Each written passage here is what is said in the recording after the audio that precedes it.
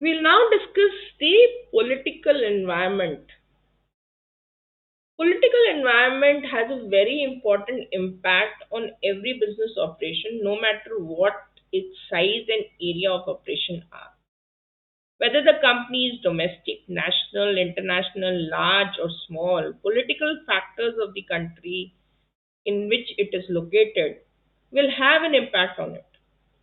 And the most critical and unavoidable realities of international business are that both host and home governments are integral partners. Reflected in its policies and attitudes towards business are the government's idea of how best to promote the national interest considering its own national resources, political philosophy. In our modern times, no political system can be either permanent or stable. If that becomes so, that is bound to degenerate itself and can conveniently be placed under the category of a stale or degenerated system. Such a system is bound to create many lags in the social economic systems as well. In fact, with the coming of awakening in every section of the society all over the world, the systems have rapidly changed and new systems have quickly attracting the attention of the people. It was a time when the feudal system prevailed all over the world, and that was gladly accepted by the people. It then became a way of life. But as time passed, religion became very powerful. Even the feudal lords, even the feudal lords accepted supremacy and authority of regional leaders. With passing of time, people became more conscious and demanded their share in running the administration of the country. As is well known, the old system always tries to persist and resist every change. The forces of status quo do not wish to be disturbed the existing order as that does not suit to their interest. Each change is very likely to push the existing elites into background and create a new elite who in all probabilities challenge the dominance of the existing elites in all walks of life. This is what exactly happened when with the religious elites with the passing of time. They too had to bow before the democratic system, which became more and more popular. A society professing democracy in political and social as well as economic system began to be considered as more advanced. It is a known fact that Western world fought two world wars in a bid to save democracy.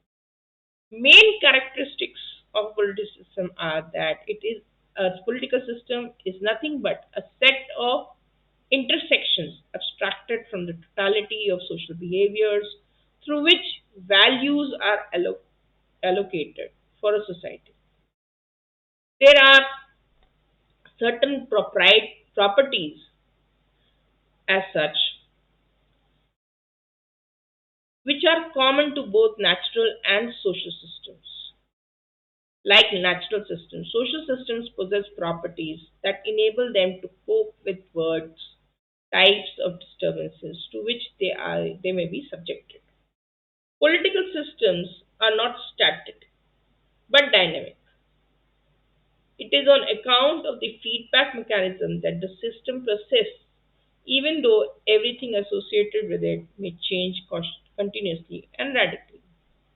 Political system is an open system, amenable to influence of environmental factors.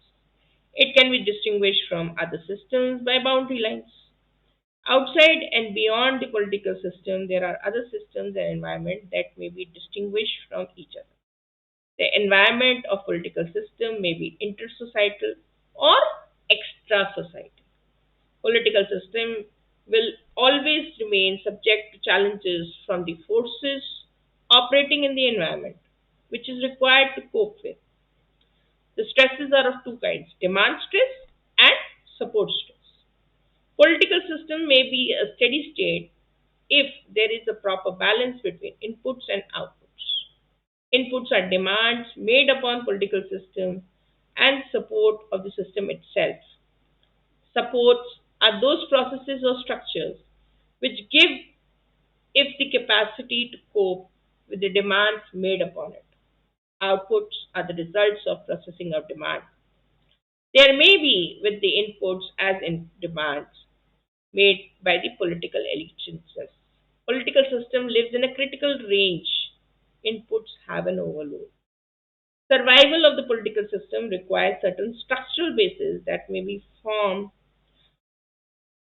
of institutional arrangements like electoral machinery, political parties, non-institutional arrangements in the form of political beliefs and attitudes of the people. Political system, apart from being system in itself, consists of subsystem mediating groups involving decision making or the so-called parapolitical system. So therefore, what do we mean by a political environment? A government controls and restricts companies' activities by encouraging and offering support or by discouraging and banning or restricting its activities depending on the government. International law recognizes the right of nations to grant or withhold permissions to do business within its political boundaries and control its citizens when it comes to conducting business. Thus, political environment of countries is a critical concern for international marketeer and he or she should examine the political features of global markets they plan to enter. So therefore, one needs to be very, very cautious of the functions of the state in which the marketeer is about to operate. First is the governance. The state basically has the responsibility of governance. Governance includes providing security, equality, and liberty to its citizens. Second, it has the function of market engagement. That is, the state is required to furnish policies which will enhance the growth of economic conditions or would fuel economic prosperity within the particular market.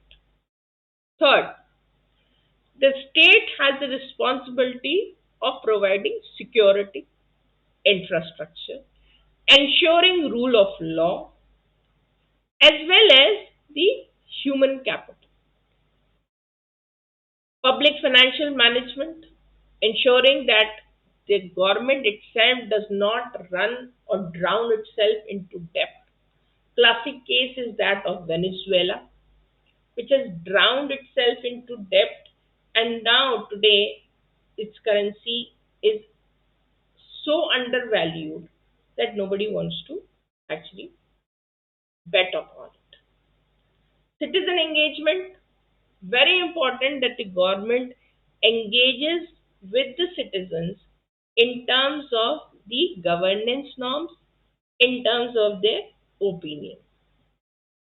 Apart from this, the state is required to actually maintain the assets as well as provide disaster resilience. From the international law's point of view, a sovereign state is independent and free from external control. It enjoys free legal equality, governs its own territory, selects its own political, social, economic systems, and has the power to enter into agreements with other nations. It is an extension of national laws beyond a country's borders that much of the conflicts in the international businesses arise. Nations can and do abridge specific aspects of their sovereign rights in order to coexist with other countries. The most important of the political condition that the concern of the international business is the stability and instability of the prevailing government policies. Political parties may change or get re-elected, but the main concern for the MNC is the continuity. So, political parties again are particularly important to marketeers as the knowledge of all philosophies of major political parties within a country and any of these philosophies might become dominant and alter the prevailing attitudes. In those countries where there are two strong political parties, where usually one succeeds the other, it is important to know the direction in which each party is likely to take. Changes in the direction a country might take towards trade and related issues are caused not only by political parties but also by politically strong interest groups, factions within the different political parties, which cooperate to affect trade policy. So, now let us look at the classic case of agriculture subsidies and development. Rich nations spend more than 300 billion a year to subsidize their farmers. Subsidies create surplus production, and surplus production leads to dumping and depressed prices. United Nations itself estimates producers in developing nations lose around 50 billion export revenue because of depressed prices. Rich countries of developed nations subsidize farm products, and the reason being basically to keep commodity prices low and to favor politically active farmers. Consequence is that there is a surplus of production and depressed world prices. Again, of course, because of the favorable policies followed by the rich countries. So, what is the instrument that they adopt for providing the agriculture subsidies and keeping the competition at bay? One is the trade policy, that is the tariffs, basically taxes, which can be specific or ad valorem. And again, trade policy is good for the government as taxes are generated. It is good for the domestic producers. Say, for example, the tariff rate is high, then they are likely to be benefited as it secures the market for them. It reduces efficiency though, and therefore it is bad for the consumers because it increases the cost of goods. Governments basically pay producers through cash grants. What is the form like, when we are talking about subsidies? What is the form in which the government pays out? So, government pays out to domestic producer through cash grants, low interest loans, tax breaks, government equity in participation in companies. Subsidy revenues are generated from taxes, as well as subsidies encourage overproduction, inefficiency, and reduced trade. Other instruments include import quota, that is restriction on the quantity of some of the goods imported into the country; voluntary export restraint, that is the quota on trade imposed by exporting countries, typically at the request of importing country; the benefits producers by limiting import competition. That is like, for example, Japan limited exports to the tune of 1.85 million vehicles per year. However, there was a loss, there was a cost to the consumer. The money went to Japanese producers in the form of higher prices, and it encouraged strategic action by firms in order to circumvent quota. Again, when we talk about trade policy, it basically requires some specific fraction to be good to be produced domestically. It was initially used by developing countries to help shift the assembly to production of goods. Developed countries started taking advantage of it and in order to benefit the producers and not the consumers as such. Again, anti-dumping is another instrument which is used to further the cause. This is defined as selling goods in foreign markets below the production cost. That is, selling goods below the fair market value.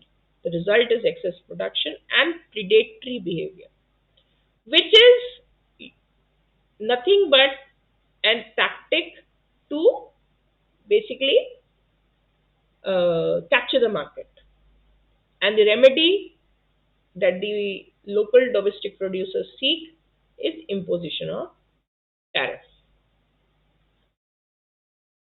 One of the political arguments given for intervention happens to be protecting the jobs, protecting industries. Other happens to be national security because that is one of the covers that are available for all nations to prevent competition, as well as these interventions can also be undertaken as a retaliation. That is, the other country has posed tariffs, so why not us?